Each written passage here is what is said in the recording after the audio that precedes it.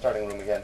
I don't believe it's my computer or the speed of my computer or the bandwidth. It doesn't seem to be, because it's steady and then suddenly just hit 0 and then it would come back and be steady. I don't believe my internet's derping. Well, we'll just keep at it and see what happens. The recording itself should remain smooth. Now. Okay. Oh, okay, so we'll go ahead and go volume. Hit another question here. I'm sure a lot of people are curious about this. No, not that volume. There's a guy saying turn up the volume and the channel thing, and you just pause the stream or something. So I'll go ahead and launch the next question. Have you got have more the coffee. Diggles? There's a pot of coffee right next to you. Just ignore those guys. Go ahead with the question. You're not helping this interview right now. Whatever. It's fine. This is a lot of fun. Continue with the questions. Coffee will help the interviewing. Have the Diggles been in the game from the start, and what was your inspiration for those? Oh, okay, I'll answer this one. So, the Diggles, yes, the Diggles have always been in the game. They weren't always on level 1. They used to be that they'd only sort of show up on level 8, and then we put them on level 1 because they were cute, and then David sort of added more Diggles, and they just sort of spiraled off from there. They are not based on Prinnies. Everybody thinks that they're based on Prinnies from Disgaea. They are not based on Prinnies. We love Disgaea, though. We do love Disgaea, but they're not Prinnies. Do you want to explain how, like, the thinking behind the monsters came up? Yeah. So we didn't. This wasn't originally a Gaslamp project. This is originally something I've been working on for ages, and with another artist who is currently working at Blizzard and World of something. I don't know. World of Blizzard Craft. World of Blizzard Crafting 3, Diablo. So he sort of asked, what sort of monsters do you want to do? And I decided I didn't want to have fantasy monsters of the usual sort. Sort of, no orcs, no goblins, none of that kind of thing. So we sort of came up with other ideas. One of the big influences, there was a guy who had a website called Creatures in My Head, where he'd sort of draw a new creature from his head every week, and that was so that was good. That's something. Yeah, but the Diggles just kind of became their own thing. I'm happy that turned out well. Yeah. Oh my God! People seem to like them and to like killing them, or in this case, running from. Run from the Diggle! It hates you. It hates you. Okay. Ooh. Yeah, well, those omelets are very tasty. Shortly. He's forgotten about you. You've got a little bit of space. A little more. No! One of the nice things about this game, which you may not realize, is that it is turn-based, and so if something bad is about to happen to you, it's a good idea to stop and think. That's the biggest mistake most people make when I watch them play. They freak out and start running all over the place, when really you should just stop and not click, like you say. Alright, we'll go ahead and do another question. When it's time to code, is silence golden, or would you rather have some music to listen to? Yes. So most of a lot of Dredmor was actually built while listening to Italian. What the hell is it called? Fantasy metal. Fantasy metal. Yes, that's it. Yeah. So Rhapsody of Fire is band I ended up hearing about when I think was it my first job actually. And they just must have released Symphony of Enchanted Lands, because one of our... No, it was actually your brother's co-worker got him into it, who got me into it, we just started playing it. Yeah. And it, like, all of their songs are basically about the land of enchanted dwarves and the last winged unicorn and Dargor, the Shadow Lord of the Black Mountain. And it's just really inspiring. It's very epic. In a bad way, sometimes. In an epic way. They actually have Christopher Lee, singing on one song about the dreams of wizards. It's incredible. It was very inspirational to the creation of the game. I actually think that's why a lot of dwarven influences made it in spite of the ban on mythical monsters. And Dwarf Fortress. And Dwarf Fortress, of course. But, yeah. So, yeah, there is typically some manner of music, and it is often Rhapsody of Fire. Because they're awesome. Yeah. If it's just me, I tend to listen to jazz.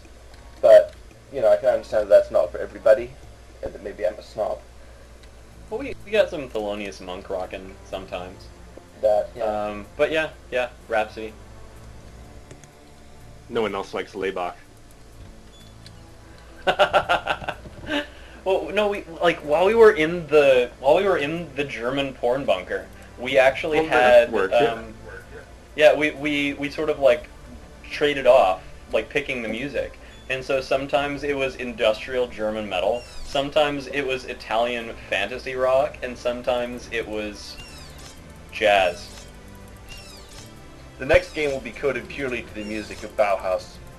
Bela Lugosi's dead. That's the sound Sin makes when she's about to die. That was pretty tragic, really. That was pretty terrible. Anyway. Don't get in the... Don't get... Oh. And there we go. See, I called that one. Welcome to Dredmor. I'm not doing random this time. Oh, she got far. Well, see, now you've got a couple ideas, I think. Yeah. Actually, that segues Random perfectly to the next for question. The hardcore. Okay, go for it. I understand that originally the game had a class system. When you switched to the current system, did you have a lot of trouble balancing the various skill combinations? No, we just didn't balance anything. Next question. David? Pretty much, yes. I don't think we ever had a class system, right? No. Yeah. Well, no, there no. was a proposed class system. There was at one actually point. no. But the very first time we got in touch, or like that we touched Dredmor, there was some semblance of class, and then we ended up with the system of skills determining your character, and the skills actually tied well into like we had the system from the get-go of the warrior rogue wizard thing. I think one of the issues, and I'm sure David has a lot more to say about this than I do, but I think one of the issues was that the rogue skills didn't have a lot of gameplay mechanic attached to them, and so a lot of the crazy rogue skill, like actual gameplay mechanics, came out of trying to figure out a way to make rogues interesting and viable in Dungeons of Dredmor. What were we talking about again? I mean, okay, Yeah. like the skill balancing, warrior stuff is pretty straightforward, just weapon specialization and armor and all that. The magic schools, we should talk about that. I mean, thematically, we originally had had Earth, Fire, Water, Air, White, and Black magic. We decided it was boring, so now we have Fleshmithing and Golomancy. Yeah, I feel like there's a better place for it. We were trying to crunch out a beta at some point, and then, I'm like, we should change up the magic. I have this horrible idea.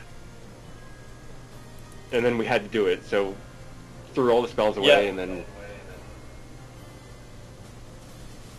Yeah, A couple of them stayed, but yeah, at that point the feel of at least the wizarding in a large part the feel of what is now Dungeons of Dredmor really came out, because the design sort of shifted from the classic ideas to more of a new wave, irreverent homage to what dungeon crawling could be if it wasn't what it is.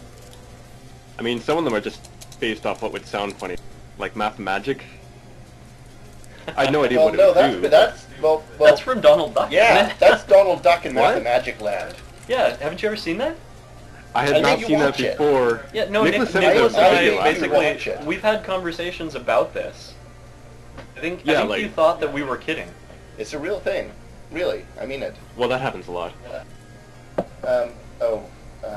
Anyway, balancing it was mostly through the beta and just sort of sitting down and thinking about it, but it's really the beta players that we got breaking the game.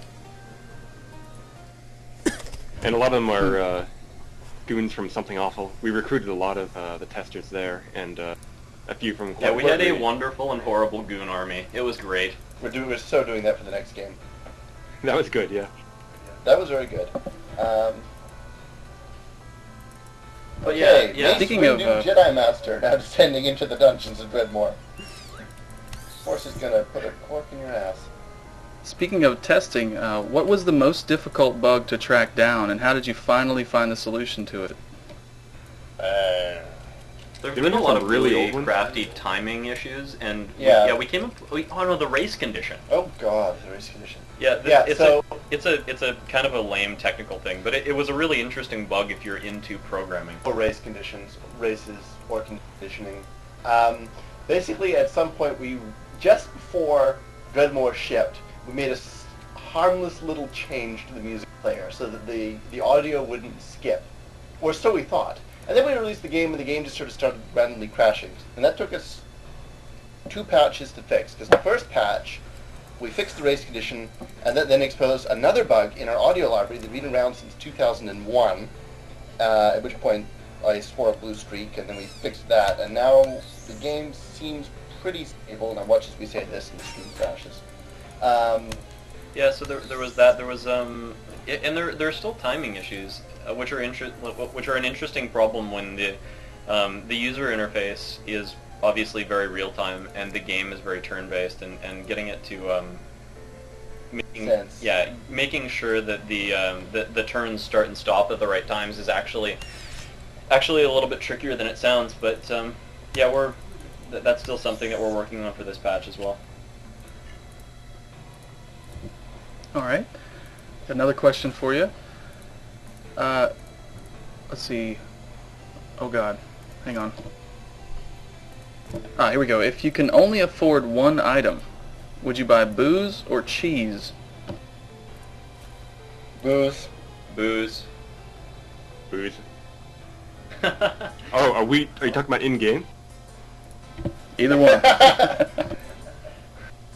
I think my answer wouldn't change either way. Well, it depends on your Pretty character much build, this really. company, this company runs some coffee and alcohol, also occasionally peyote, during our sacred Gaslamp retreats. Hey, yeah. That's where the best ideas come from, I bet, right? The most unique ones. Yeah, there was a bottle of very peaty scotch that didn't last very long, and then someone ended up in someone's bathroom the wrong way up. That was Yeah. me. But I think that there was a lot accomplished there. It keeps happening. Yeah, David's the quotable David Baumgart. David once noted that it's not a real company meeting unless somebody's violently ill in my bathroom the next day. So, It seems to have held true ever since. surprise, surprise. And then there was the cigars. Yeah, apparently. Oh, apparently Oh, Kids, yes. don't smoke. Smoking is bad. Yeah. Smoke marijuana like real artists. We don't officially condone the smoking of the marijuana. The chronic I say. hashish. Yeah, I'm here to make sure that we are not legally destroyed during this interview. And now an important safety message from David the anti-drugs diggle. It's a little puppet, but you don't need to use your hands because the diggle has no mouth, only a drill. Hi kids. Now my nose may look like a joint, but I'm here to tell you. Okay. Yeah, that got weird fast. Yes. No, we don't really smoke drugs. No, Maybe we should hop to the next question. Possibly a What was really the good question? idea. It was about booze or cheese, and we went into all sorts of other types of substances. We'll go ahead and take a question from the Twitter. This comes from Household Gamer. What unique tips do you have for getting through Dungeons of Dredmor? You know, none of us can actually beat the game anymore. We're the wrong people to ask. I'm working on it. I'm You on had like a good floor character. 6. Yeah, that was pretty good. Yeah, okay, so my strategy, and I'm not sure, like, there are people who have actually beaten the game who are much better at giving hints and tips for this. My strategy involves using Promethean magic with blood magic, because blood magic gives you mana back every time you kill something, and Promethean magic basically kills lots of things, but costs It's lots of overpowered. mana. Yeah. Yeah, it's gonna get nerfed. It's getting nerfed. Oh, it got nerfed. She's got a skill. Take the second vampirism skill. You're gonna die. It's Yeah. what I did. Yeah, that one. Good. Well, the stream's lagging a little, so. Yeah. Oh, God. Anyway, Go for yeah, sparkly. so- Straight for There we sparkly. go. Okay, we're safe. Yeah, I think we're a little bit behind, but that's cool. So yeah, Promethean magic and blood magic is a good combo. Also, alchemy is underrated because you can basically turn one pear into a bunch of pear brandy, and you can stock your liquor cabinet in your inventory very effectively. It's more of a liquor. If I were to give some Yeah, advice, it would just be careful, and in every situation, you probably have more options than you think. Yeah, pretty Definitely. much. If you take Also, it slowly, invisibility is invaluable. Yeah, invisibility is Oh, it's good. amazing, Math and Magic has lots of really good support skills.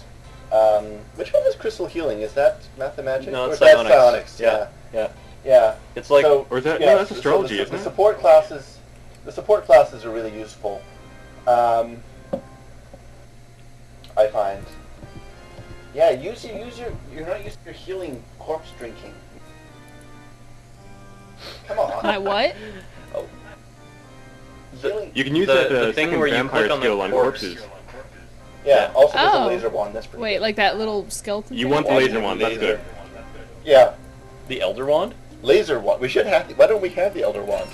I don't We know. will have the Elder Wand. The Elder Laser Wand is actually a Patch flashlight. 1.0.5.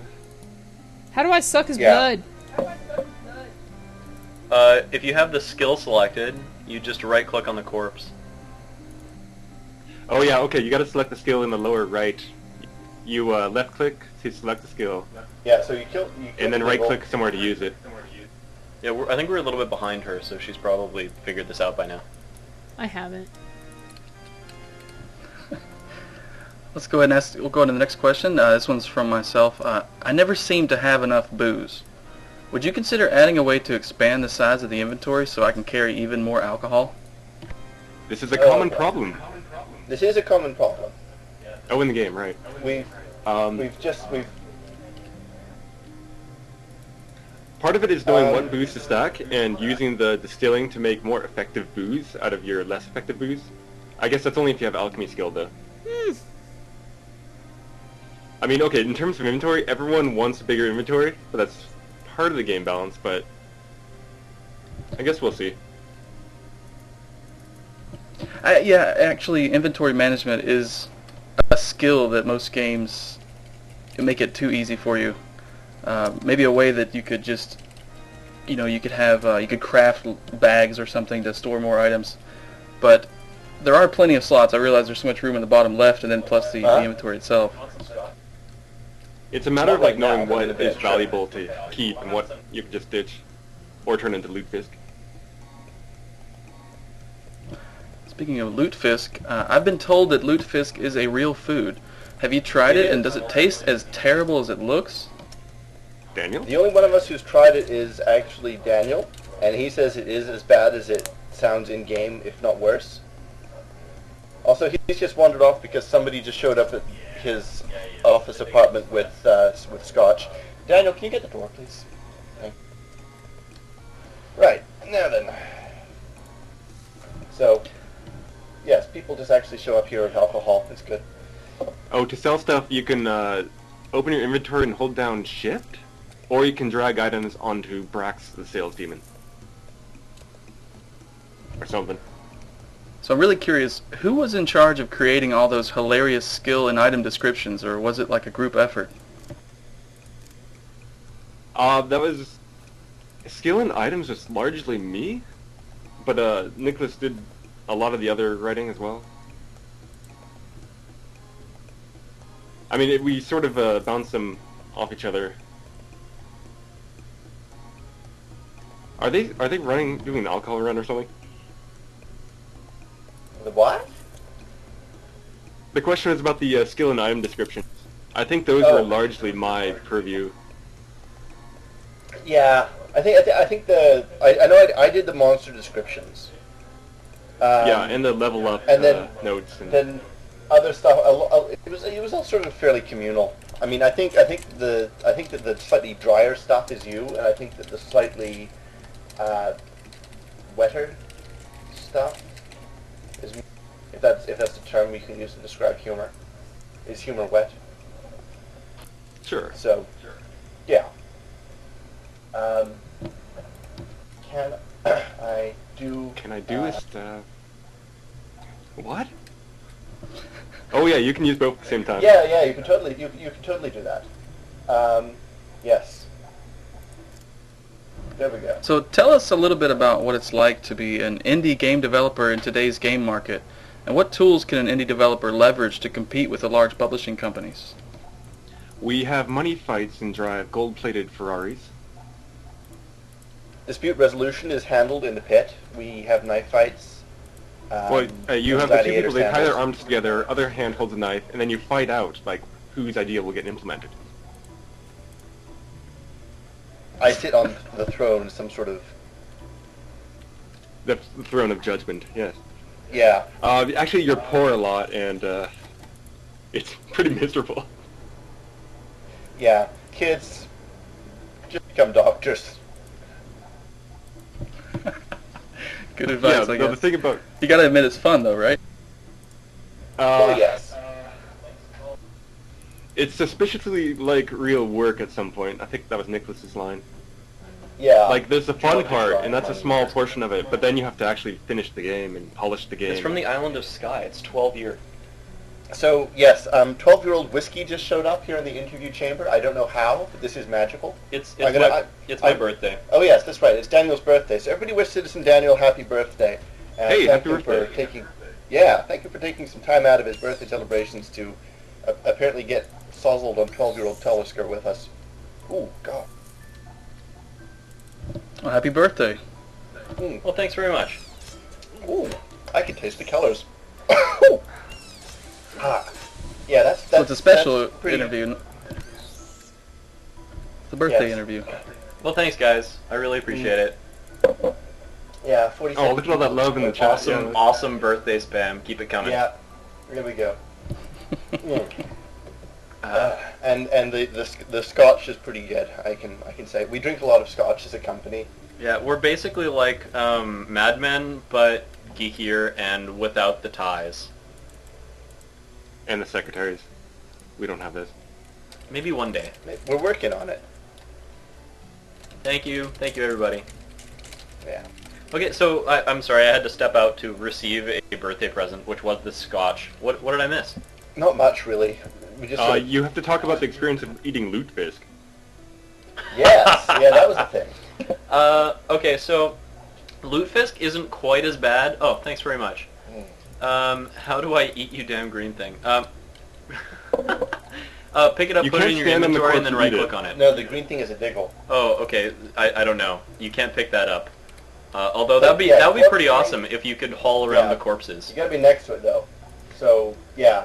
Okay, that's so good. so lutefisk isn't actually as bad as it is described in the game, but it is not an altogether enjoyable experience. It's got Right click to it's- eat it, yeah. yeah. Right. Right click. Takes her a bit. Is it She has to selected? It kind is of selected. absorb. Maybe because it is sickly, it is not fit for consumption. No. You have to click Yeah. on the square in which On it died. The square in which it died. There we go. There we go. Huzzah! Huzzah. That- Yeah, I realize it's basically. probably too early to say, but have you guys decided what type of game you want to develop next?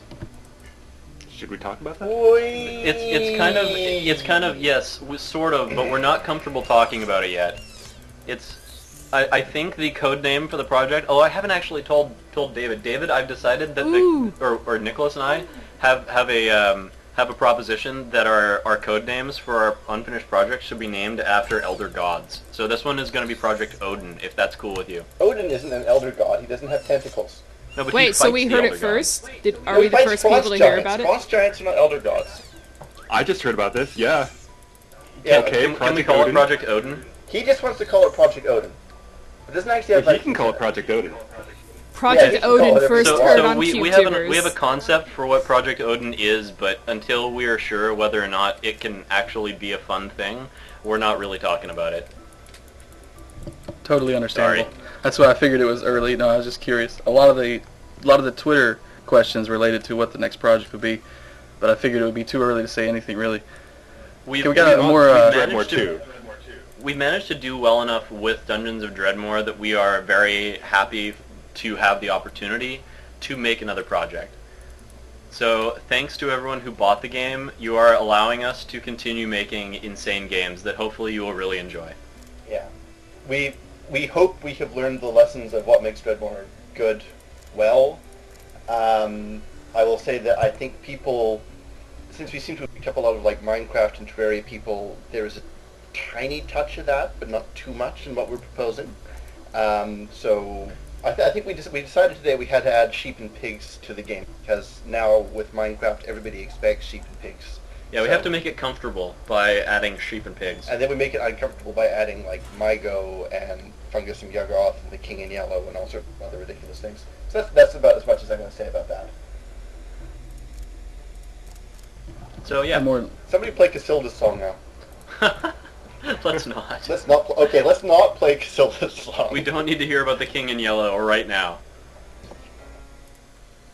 How about the Nespertian hive mind? If you are interested, Of course, we've got the... Go ahead. get out. That's all I had to say.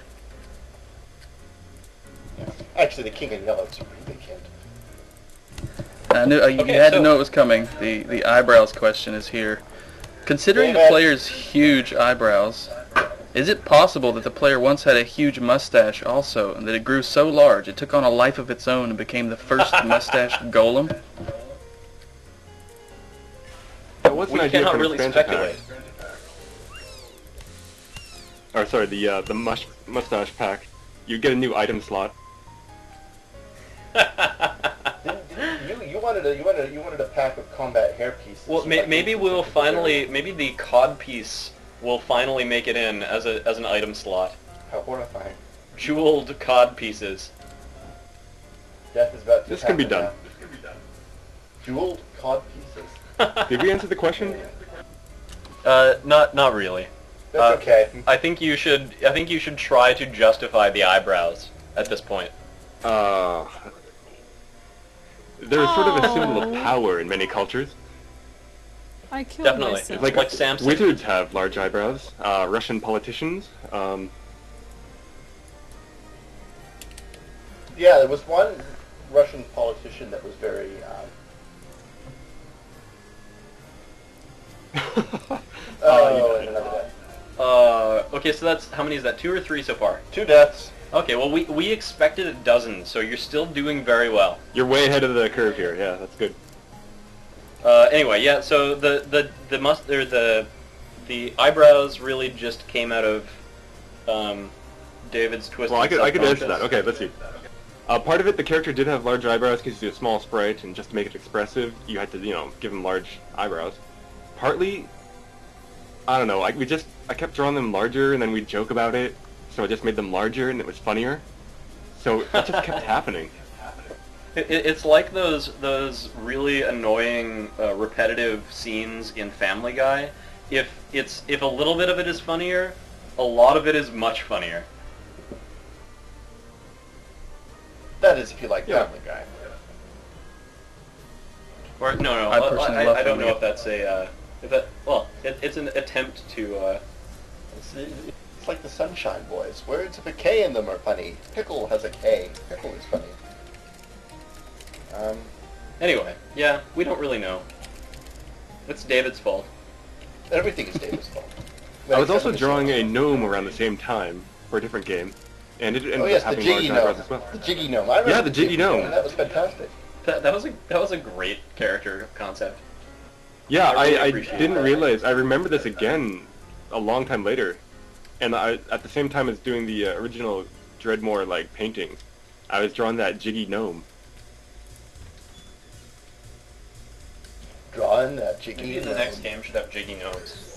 I don't know where they would fit in, but whatever. We'd have to license that IP from this Polish guy.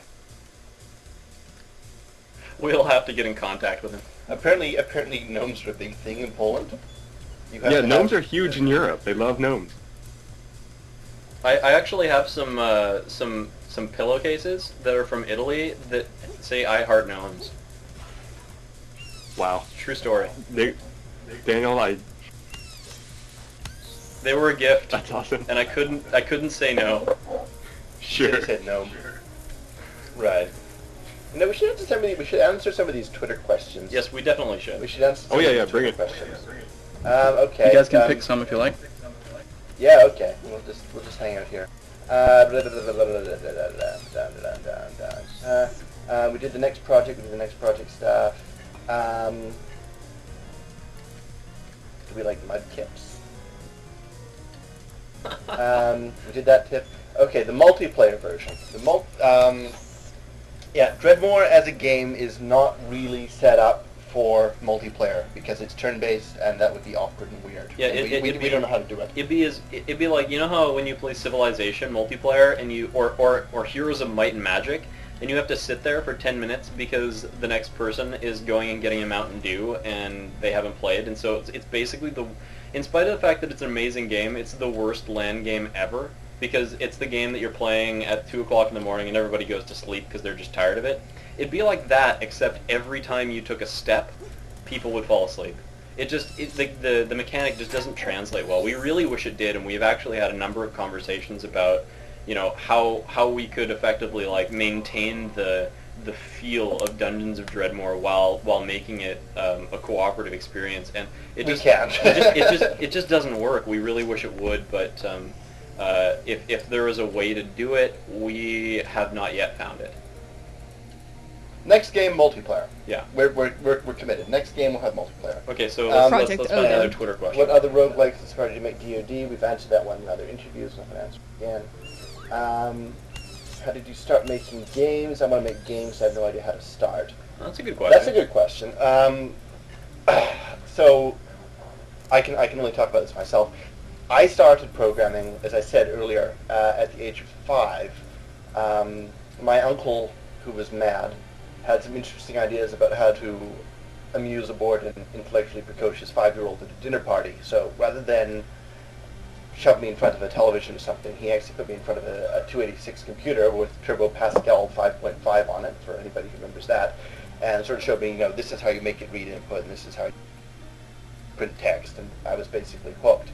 So I think that honestly, you just get started making games. You have a concept and you sort of flail away at it, and as time goes on, you will you basically you get better. Yeah. You have learning experiences. Yeah, you just have to make sure that your motivation for making games is stronger than the frustration you feel at learning how to write games, because in spite of the fact that they all, like, any game that you play, if it's done well, seems very simple, very intuitive, and that there's not much to it.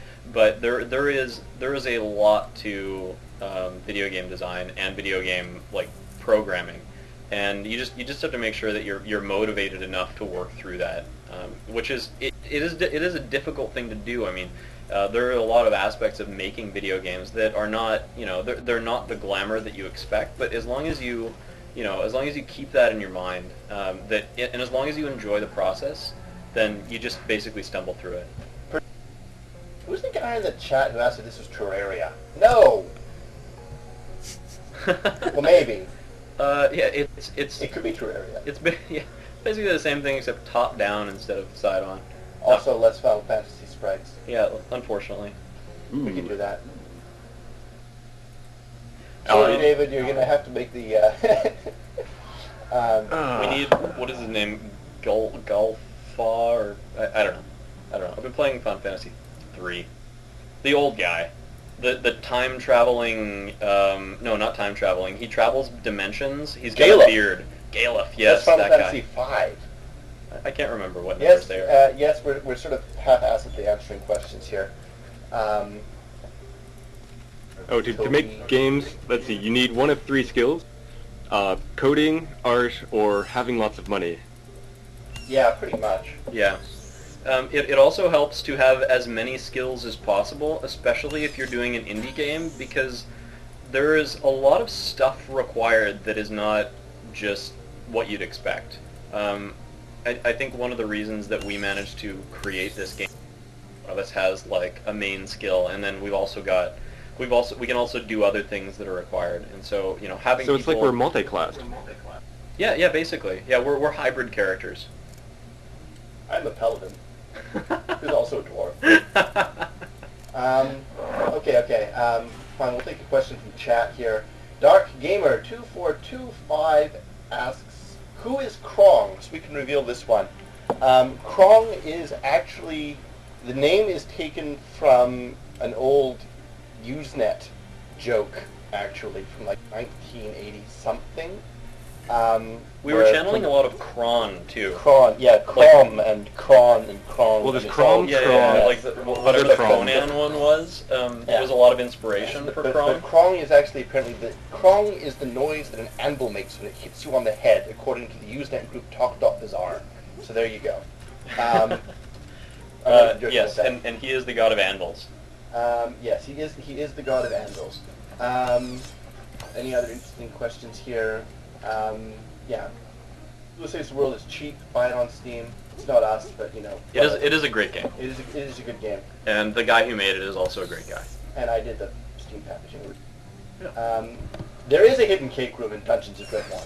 Any more questions about cake? We can't answer them. It's hidden. There is a hidden cake room. Yeah, There is a hidden cake room. It did happen. It did happen. I've got another question. It's not Sure, about yeah, cake. fire so- away.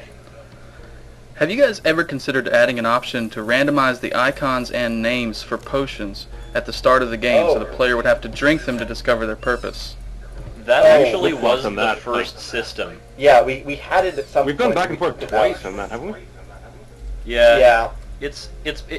There was even a point at which some potions were stable potions because like the argument is, on the one hand, it's a really interesting gameplay mechanic to just see a red liquid and to have to figure out to associate the red liquid with whatever it does. But on the other hand, it's a very difficult thing to add unique and exciting content when you have to randomly generate all these things. Like you couldn't have the great Aqua Regia descriptions and things like that Yes. that David has painstakingly Labored researched over. and Yes. drawn and stuff. All of our alchemy is actually authentic alchemical tradition. Yeah, it's Well, real the whole, stuff. You acid can look up Aqua tree Regia on is- the internet. Yeah. I myself crafted the Philosopher's Stone in the bathroom the other day. Also, That I may have drunk explains a some- lot. Yeah, also mercury drinking, not a good idea. But With the potions, Yeah, you have David, to make them go. generic if they're going to be random, but if they're Yeah. generic, then they're not funny, so that's a big problem. Yeah. I mean, it might be entertaining to add it back in as an optional mode, and we can think about doing that for patches. We could- because there will be patches. We could do some additional random potions, maybe. I mean, we'll get to all I that don't know. stuff, maybe. There are lots of ways we can do it. It was also a thing like the question has also been asked. You know, there are recipes within Dungeons of Dredmor that are hidden recipes that you only find by looking in bookcases, and they're static. I mean, they don't really change, and so if you like write them all down on a notepad or look them all up in a wiki, you don't need to have discovered them in order to be able to craft them. And that was again a design decision where we were thinking about it, and it was one of those things where a lot of the recipes were painstakingly crafted by Mr. Baumgart to be as authentic as possible. And if we randomized the recipes themselves, then you know it would take away some of the charm that is, you know, if you find bauxite, you get, was it iron out of it? Aluminum. It's a grudging Aluminum, source of of course. aluminum. Exactly, and bauxite is an actual source of aluminum, and so there's a depth to that you just can't generate with those random crafting systems. So We I really actually like developed the ones of- Dwarf Fortress sort of real geology thing, so I had to take Yeah. that and run with it. definitely. Yeah. We actually got an email from real geologists that sort of go, "Speaking as a real geologist, it's refreshing to find a game with real geology in it. Please continue to educate people about the value of geology." Yeah, because he was like he had seen things where I guess you just had like a rock and you turned a rock into diaments or something, and he The rock is now diamonds. Yeah, he just the authenticity, I think, is something that even if you don't like if you don't really think about it, it's just a crafting system, and you know you can get whatever you want out of it. But if you spend half the time that you're playing Dredmor on Wikipedia, you'll actually learn some really interesting and cool things. One of the moments that was actually, I mean, David spent a lot of time coming up with very engaging stuff for Dredmor, and one of the things that actually was pointed out by Ben McGraw, who has been associated with this project for a long time, that I didn't know. I actually looked this up. Aqua Regia is a real thing. It is a real acid, and it is one of the strongest acids that has ever been devised in reality, and it's one of the only acids that can actually dissolve like gold and platinum and stuff. And there was a really cool thing on Wikipedia where there was this German Nobel Prize winner during. Dingle attack. Oh my god. Oh my god. Oh my god. Okay, so there was a real German Nobel Prize winner who won a Nobel Prize during, I think it was during World War II, and Nazi Germany didn't want him to have it, and so one of his assistants dissolved the Nobel Prize in Aqua Regia so that they wouldn't find it, and then when the war was over, they actually distilled the gold back out of the solution and recast it as his Nobel Prize. And so there's just a lot of history there that is, I think, one of the things that makes Dredmor so fun is that there's a lot of depth to it. And again, you just can't really get that kind of thing out of randomly generated stuff. Yeah, there's still some mystery to it, though, even without the randomness. The first time I got alcohol poisoning, for instance, it said 100% alcohol, and I thought, I need some mana, so I drank it, and then I was in trouble. Yeah. Nice. No questions will be answered in chat, just as we get to them. The guy asked, are there Fallout references? Yes, there is a Fallout reference. You'll have to find it. Is there? There probably is. I thought it was The boots? The boots? No, You mean I the don't. jacket? Yeah, that one. Well, that's from Mad Max. That's which Fallout yeah, does that's Mad reference Max. it as well. That's Mad Max, which is I guess a lot of the origin of Fallout. So there's that. I don't know if there's actually a direct Fallout reference. I think that, you know, like, I really enjoyed Fallout. I think we all appreciate the franchise. Yeah. So if it didn't make it in, it's just because there are so many awesome cultural things that we would love to reference that it would be an impossible task to throw them all.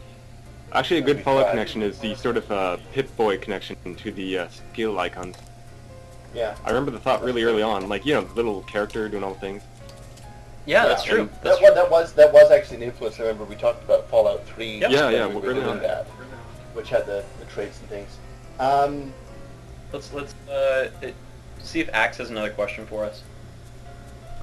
I do, actually. At any point in development, did you guys consider having towns or wilderness areas in the game, or did you decide early on that it would be better to focus just on the dungeon itself? Towns of Dredmor. Well, it has been a discussion.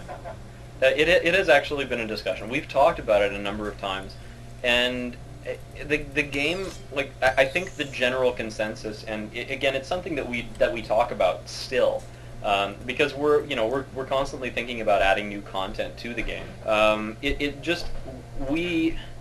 It's an interesting idea, but Dredmor at its core is a dungeon crawler, and it would really detract. Well, the ways that we have thought of incorporating it would really detract from what, you know, the focus of the game, which is basically, like, there's something about the urgency of being stuck in a dungeon with a bunch of diggles and mustache golems with only your wits to protect you, that really is part of the core of the game. And if we added a town, then it would change the feel of it a lot. Is that... Yeah. Also, we'd have to draw a ton of new art. Well, I would. And I don't want to do that. You would suffer. You would suffer. Okay, from the chat. How many times you spend to make this game? How many times? We spent a million times. I don't know All the times were spent. Yeah, all the times we used up all the times. We had no chance to prepare, so we made our time. The guy asked about coding languages. The game is in C++. I did an interview with Game Career Guide, which is on their website, which you should just go read because that has all the technical nitty-gritty. Yeah, if you're interested in how Dredmor was created from a technical perspective, the Game Career Guide interview is pretty good. But basically C++ and XML. Yeah. And third death. Oh no! Nice.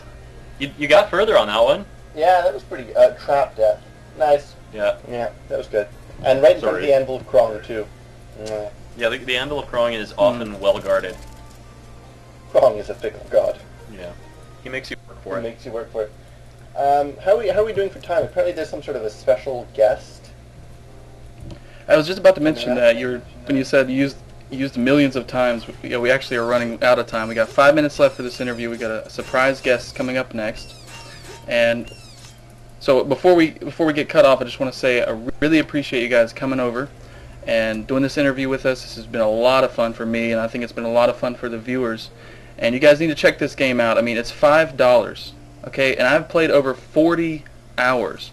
I know when I first became a gamer, when I was much younger, 40 hours was the best you could think from an epic RPG, and nowadays a lot of those have 60 or 80 hours of gameplay. But for a game that I only spent $5 on, I never expected to get this many hours out of it. So you guys need to check out Dungeons of Dredmor. It's on Steam, and it's definitely worth your time, even if you're not into the more hardcore games. If you have to, you can turn off permadeath. Just don't tell anybody you did, because it's shameful. But you can if you really have to. And we'll go ahead. I've got one more question from me, and then you guys can take some more questions from your Twitter and from the chat. And so you actually were talking about the pixel art you'd have to do for towns and wilderness areas. So I actually have this question that relates to that.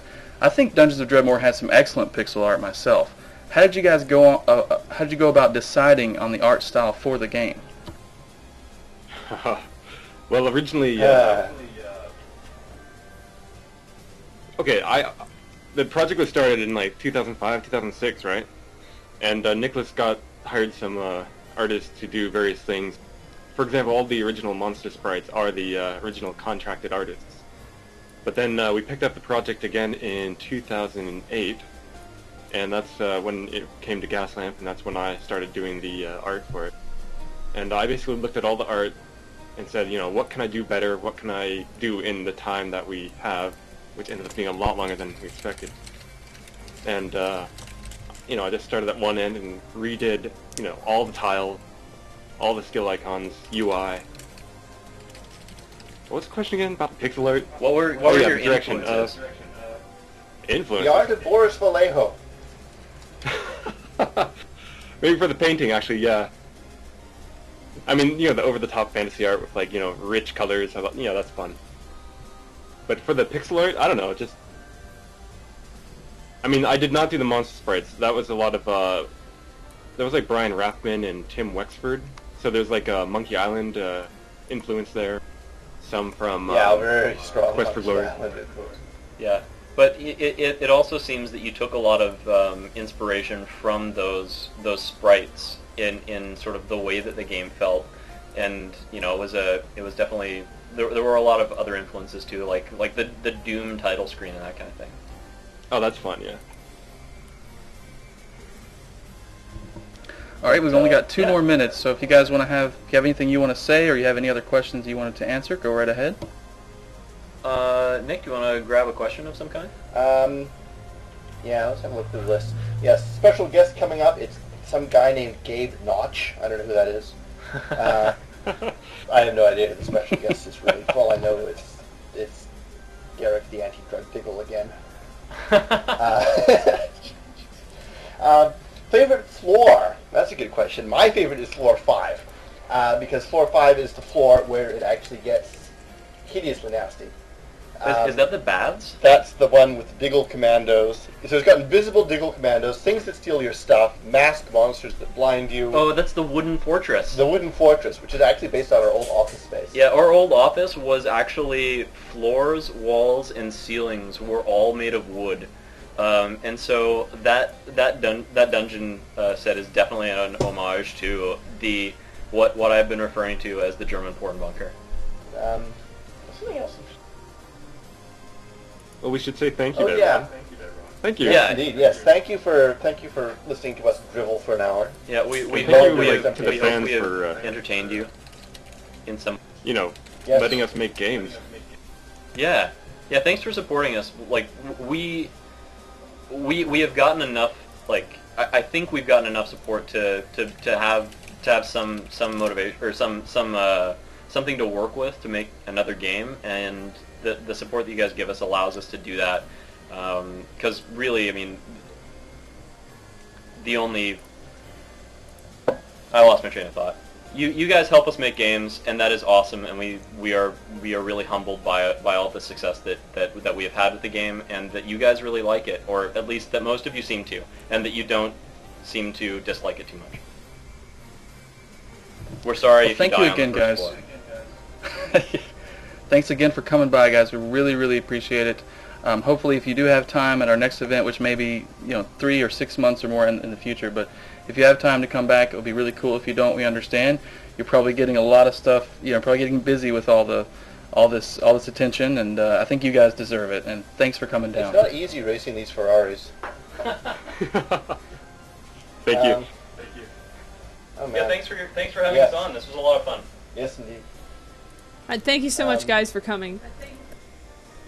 How did we turn this thing off? Thanks for dying on camera. That was Yeah, that was that was actually pretty really good. entertaining, That was and pretty good. we No, you appreciate did better your than learning we things. could expect. Yeah, I did good definitely. that third time around, but not so good the fourth, but I kind of died on purpose. So stay tuned, guys. It's time for our surprise guest. And thanks again, Gaslamp. Had a lot of fun. Thank you. There you go. Thank you. Alright guys, we're Take going to care, internets. briefly go offline or we'll be hijacked. I'm not sure which. Be sure not to go anywhere because we have a special guest arranged for you guys.